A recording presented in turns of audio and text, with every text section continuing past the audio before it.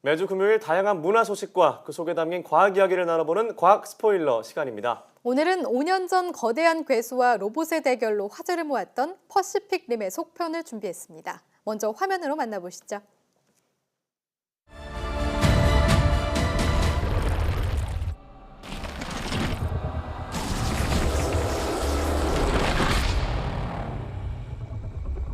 Well, he's pretty big. We fight! Those on top of me.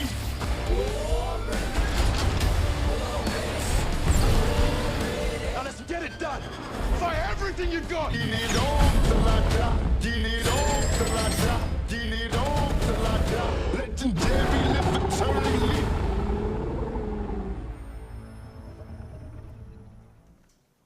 오늘도 양혜영 기자와 함께하겠습니다. 안녕하세요. 네, 안녕하세요. 네, 퍼시픽님이 5년 만에 돌아왔습니다. 네. 저도 굉장히 재밌게 봤었거든요. 이게 다른 로봇 영화와 다르게 엄청난 스케일로 맞아요. 관객을 압도해서 많은 관객들이 좀 좋아하고 매니아층도 있는 걸로 알고 있는데 네. 사실 로봇 하면 그 남자들에게는 아주 로망이죠. 네, 전 그렇죠. 어렸을 때부터 지구용사 선가드, 뭐 그레이트 다간, 마이티 가인 골드런 이런 로봇 만화 영화들을 다 보셨네요. 섭렵하면서 네. 굉장히 좋아했는데 이번 영화에 대한 또 관객들의 기대도 있을 것 같은데 네, 이 편은 맞습니다. 어땠나요? 네, 우선 뭐 영화 줄거리는 1편이나 2편이나 뭐 다 똑같이 한 줄로 딱 정리할 수 있는 게 거대 괴물 카이주에 맞서는 거대 로봇 예거의 대결 네. 이렇게 말씀을 드릴 수 있습니다. 여기에 이 로봇을 조종하는 파일럿의 성장담이 2편에선 더해져서 전형적이면서도 화려한 액션 블록버스터 영화를 갖춘 건데요. 이 거대 괴수가 좀 더 커지면서 진화했고 반대로 예거 로봇은 움직임이 조금 빨라지면서 이 원격 조종 드론 예거라는 로봇도 또 등장을 새롭게 합니다. 네. 이 거대 로봇 액션물답게 대도시의 고층 빌딩을 뭐 성냥갑처럼 막 네. 부서뜨리고 뭐 던지고 이런 아주 화려한 액션들이 많은 볼거리를 좀 선사하는데요. 네. 하지만 이 1편에서의 이 둔탁하고도 좀 무거운 무게감이 있었던 이 로봇 액션의 매력을 기대했던 관객이라면 이번 2편은 조금 실망할 수도 있습니다. 왜냐하면 이 올해 아카데미 시상식에서 작품상과 감독상을 받았던 길레르모 델 토로 감독이 이 편에서는 이 감독을 하지 않고 제작으로 좀 물러났어요. 그러다 네. 보니까 이 편은 조금 더 전형적인 헐리우드 스타일의 이 뭐 트랜스포머의 느낌이 굉장히 많이 나는 전형적인 좀 액션 영화, 로봇 액션물 이렇게 좀 보일 수 있습니다. 네, 앞서 웬커는 로봇을 좋아하고 그리고 1편을 봤다라고 네. 하셨는데 네. 저는 사실 1편을 못 봤거든요. 네. 그런데 그래요? 이렇게 속편이 나오는 영화들을 보면 항상 드는 걱정이 1편을 보지 않았는데도 볼 수 있을까 이런 생각이 들거든요. 네, 맞아요. 저처럼 1편을 보지 않고도 이 영화를 보는데 이해하기 어렵진 않을까요? 네, 뭐 다행히 이 영화가 1편 줄거리를 한 5분 정도로 앞부분에 이렇게 뭐 나레이션 같은 내용이 네. 나와요. 그래서 잘 정리돼 있던 그 내용만 잘 들어봐도 이해가 하기에는 좀 쉽고요. 또 이 거대 괴물이나 뭐 로봇들의 각각의 이름이나 기본적으로 로봇을 이 안에서 어떻게 작동시키는지 이런 거에 대한 기사를 뭐 한두 개만 네. 읽어보고 가신다면 이 편을 즐기는 데는 큰 어려움은 없습니다. 네, 사실 그런데 이런 영화는 뭐 스토리보다는 하긴 그렇죠. 네. 시각적으로요. 시각적인 효과나 뭐 그래픽 이런 거 액션 이런 재미를 좀 위주로 하는데 그쵸. 사실 이전에 나온 뭐 트랜스포머 같은 영화들과 다르게 퍼시픽님은 약간 조종하는 그런 게 좀 매력이 있다는 생각이 들어요. 네, 맞아요. 영화에서 이 두 사람의 조종자가 이 뇌신경으로 연결이 되고 그게 로봇과 접속이 되면서 이 로봇을 움직이게 하는 뭐 드리프트라는 설정이 나오긴 하죠, 이 영화에서. 이게 좀 포인트긴 해요. 네. 네, 저도 전에는 그저 신기하다고 생각만 했는데 제가 또 과학 스포일러 또 사이언스 투데이 앵커 아니겠습니까? 네, 저 무슨 말 할지 알겠는데요. 이전에 저희가 다뤘던 것 중에 정확히 언제인지 기억 안 나는데 네. 사람과 뇌 그리고 로봇과 뇌 그리고 뇌와 뇌를 연결하는 인터페이스가 개발되고 있다 뭐 이런 얘기를 나눴었잖아요. 네, 맞아요. 올 초에 염력을 제가 소개하면서 이 사람과 그때군요. 뇌가 어떻게 다른 기계나 다른 사람을 조종하는지 그래서 두 사람의 뭐 뇌가 한번 연결이 돼서 게임 생각만 해도 손가락이 움직였다. 뭐 이거 한번 제가 전해드린 적이 있었죠. 네, 네. 그래서 퍼시픽님에 나온 어떤 이 로봇 조종이 그렇게 멀지 않겠다라는 생각이 들었어요. 네, 맞아요. 이럴 때 보면 참 과학 발전이 빠르구나라는 생각이 새삼 드는데요. 네. 전 그리고 화면을 보니까 엄청 큰 로봇이 등장하는 게 눈길을 끌었거든요. 네. 되게 지금까지 영화에서 로봇을 많이 보긴 했지만 네. 좀 차원이 다르게 훨씬 커 보여요. 네, 맞아요. 그 영화 속 설정만 좀 살펴보면 이번 2편에 나오는 로봇이 82m에 달한다고 합니다. 와. 그러니까 이게 아파트 한 25층 정도의 네. 네. 키고요. 무게는 뭐 2,000톤 손이 나간다고 할 정도로 굉장히 크죠. 우리가 이제 대표적으로 로봇이다 생각하면 트랜스포머의 그 옵티머스 프라임. 네. 이 사람 이 로봇을 생각하게 되는데 로봇이 사람이 아니죠. 근데 이 로봇이 한 8m 정도 돼요. 실제 거의 그 10배 차이가 나네요. 맞아요. 10배 정도 될 정도로 굉장히 큰 로봇이 등장하죠. 네. 네, 영화에서 로봇을 조종하는 설정이 좀 과학적이었으니까 네. 그러니까 사람이 탈 수 있는 로봇도 현실에서는 가능하지 않을까요? 네, 맞습니다. 뭐 실제로 어느 정도는 현실화가 좀 됐어요. 네, 아, 네. 그 얼마 전에 아마존 CEO 제프 베조스가 네. 우리나라 그 기업이 만든 그 로봇을 타고 움직이는 네, 영상을 맞아요. 본 적이 있거든요. 네, 맞습니다. 네, 그 1년 전에 있었던 일이에요. 사실은 아마존이 미국 캘리포니아에서 열었던 마스 2017이라는 행사에서 이 아마존 CEO가 이족 보행 로봇을 타고 찍은 사진이 공개되고 동영상도 공개됐었죠, 당시에. 네. 지금 네. 이 사진인데 뭐 영화 속 로봇하고 거의 비슷한 느낌이죠. 네. 네. 그런데 이 로봇이 아까 말씀하셨던 대로 한국 기업이 순수 개발한 우리나라 국산 로봇입니다. 오. 이 로봇의 이름은요, 메소드2라고 이름이 붙어 있습니다. 네. 키가 한 4m에 달하고 무게는 1.6톤 정도 된다고 합니다. 이 메소드 로봇은 100% 전기 에너지로 구동이 되는데요. 한 번 충전되면 한 3시간 정도 작동이 되고요.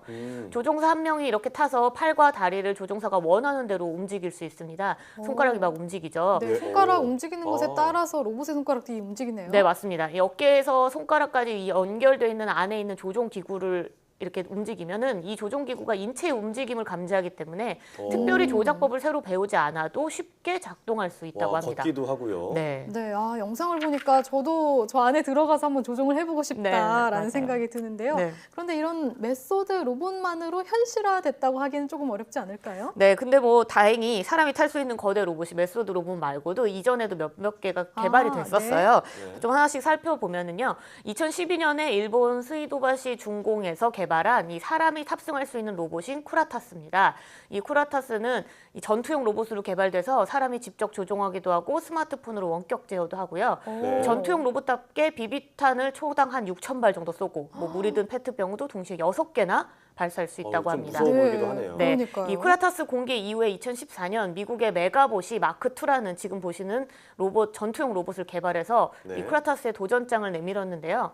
마크2 역시 전투용 로봇이기 때문에 양손에서 뭐 페인트탄을 시속 한 160km 정도로 발사해서 굉장히 빠르게 발사한다고 하고요. 네. 이 메가봇이라는 기업에서 마크2를 공개하고 난 이후에 2015년에 쿠라타스라는 로봇에게 공식적으로 대결 신청을 해요. 뭐냐면 이 네. 쿠라타스가 이 전투용 로봇이니까 우리가 전투용 로봇끼리 한번 싸워보자 해가지고 어. 대결 신청을 했는데 이게 이제 받아들여지면서 지난해 세계 최초로 전투용 로봇끼리의 대결이 오. 성사됐었습니다. 굉장히 그런 흥미진진한데요. 영화처럼 퍼시픽 리처럼 이렇게 화려한 좀 액션 같은 걸 좀 볼 수 있을까요? 네, 우선 그래서 제가 대결 영상을 준비해 왔는데요. 네. 영상을 함께 보시면서 좀 설명을 드릴게요. 네, 이번 대결의 상대는 그 대결 방식은 상대 로봇을 쓰러뜨리거나 망가뜨리는 방식인데요. 네. 네, 지금 보시는 게 지난 10월에 열렸던 두 거대 로봇의 대결인데 지금 다가가죠? 주먹을 펀치 한 방으로 네, 정말 화려한 액션이 쓰러졌어요. 펼쳐지고 그죠, 네. 있는데요. 네. 맞아요. 경기 1번의 쿠라타스가 먼저 한 번 때린 거예요, 방금은. 그래서 마크2가 한 방에 떨어져 나갑니다. 두 번째 경기는요.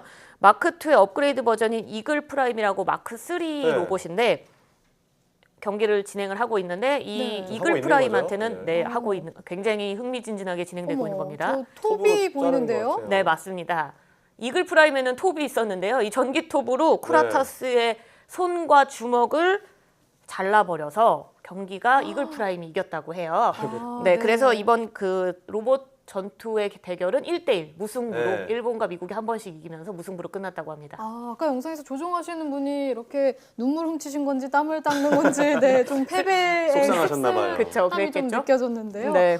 이게 1대1 무승부로 끝나서도 그렇고 또 뭔가 굉장히 영화와 달리 천천히 이루어져서 그다지 네. 박진감 넘치지는 않네요. 네, 맞아요. 이 영화와 다르게 아무래도 이렇게 큰 로봇을 만들면 무게가 엄청 나가기 때문에 이 로봇들이 분당 한 2, 3m 정도 움직여요. 그러니까 뭐 사람이 걷는 속 조금 빨리 걷거나 하는 속도랑 거의 비슷하기 때문에 네. 뭐 아주 박진감이 넘치기에는 좀 어려웠죠. 네. 네, 아무래도 그 일본, 미국에서 만든 로봇보다도 팔은 안으로 굽는다고 하잖아요. 저는 네. 메소드 로봇이 정말 좀 더 깔끔하고 멋있는 것 같다는 생각이 드네요. 네. 네. 그게 아무래도 우리나라 기업이 개발한 로봇은 다리가 아, 자유롭게 맞아요. 움직이기 때문이거든요. 아까 움직였었잖아요. 다리 그 앞서 격투하는 로봇들을 보니까 다리는 있는데 결국에 뭐 바퀴가 있어가지고 네. 이렇게 왔다 갔다 하는 것 같아요. 네, 맞습니다. 이전에 있었던 이 뭐 로봇의 대부분들은 뭐 다리의 형태는 띄긴 하지만 그 밑에다가 바퀴를 달거나 혹은 벨트를 이렇게 감아서 탱크가 움직이듯이 이제 움직이는데요.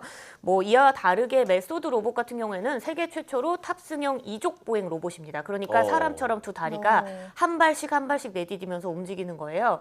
이 메소드 로봇은 무거운 상체를 두 다리로 지탱하는 것은 물론이고 움직일 때마다 한 다리가 뻗어 나갈 때 다른 한 다리로 균형을 잡게 네. 되잖아요. 네. 이게 굉장히 그 엄청나게 어려운 로봇 네, 기술이라고 그렇다고 하거든요. 하더라고요. 그래서 이런 것들을 좀 구현을 했고 그래서 이 메소드 로봇은 다리의 움직임이 굉장히 자유롭기 때문에 앞선 두 전투용 로봇과 다르게 뭐 건설 현장에 투입하거나 아니면 구명, 수색, 뭐 원전 사고 지역의 어떤 수색 등 각종 재난 현장에 투입하는 것을 목표로 그 실용화 개발을 또 진행하고 있습니다. 네, 이렇게 영화 속 현실이 영화 속 상상이 네. 현실이 되고 있는데요. 네. 그 앞에 바로 우리나라 기업들이 있다는 게 괜히 좀 뿌듯하네요. 네.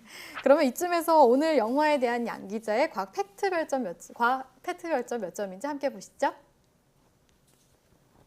네, 영화 퍼시픽 림 업라이징 별 3개 반인데요. 헐리우드 블록버스터의 느낌만 좀 났지만 그래도 뇌신경을 연결하는 로봇의 조종 방법 이게 굉장히 매력적이어서 별 3개 반을 줬습니다. 네. 네, 오늘은 5년 만에 돌아온 퍼시픽 림 2 업라이징과 관련된 과학 이야기를 나눠봤는데요. 정말 약간 이런 로봇들이 현실이 되면 정말 어린아이로 돌아간 것처럼 멋지겠다라는 생각이 들면서도 앞서 그 전투 로봇이라던가 인간을 좀 위협하는 로봇이 나오면 안 되겠다. 인간을 좀 보호하고 좀 지켜주는 로봇이 현실화됐으면 좋겠다라는 생각을 다시 해보게 됐습니다. 오늘 말씀 고맙습니다.